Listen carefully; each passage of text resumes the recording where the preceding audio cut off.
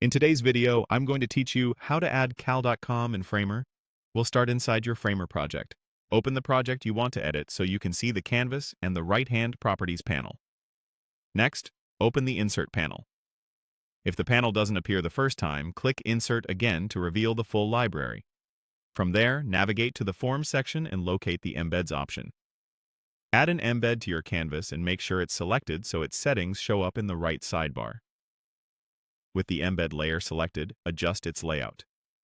Open the Position section in the right sidebar to decide how it sits within your frame or section. Then open Size and set the width and height so the booking widget has enough room to breathe.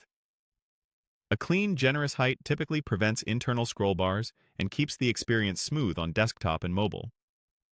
Now expand Overlays. Enable the behavior that best fits your site so pop-ups and modals from the scheduling widget behave correctly. If you see options for dismissing pop-ups, drop-downs, or popovers, choose the settings that feel most natural for your design. While you're there, set the cursor to match the action the user will take. A clear pointer on interactive areas can boost clarity. Open styles and fine-tune the look, things like radius, borders, and any subtle shadows, to help the embed feel native to your brand. If needed, open transforms to make minimal adjustments, but keep transformations simple to maintain readability and responsiveness. Now connect the actual scheduling experience. In the Properties, find Event Link and paste your cal.com event URL. This is the link customers will use to book with you. After pasting, confirm the value and wait a moment for the preview to refresh.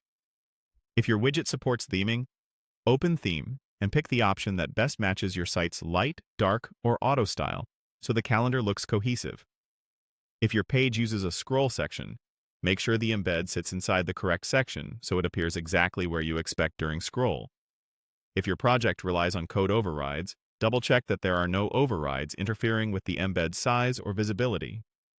You generally don't need any for a simple cal.com embed. When everything looks right,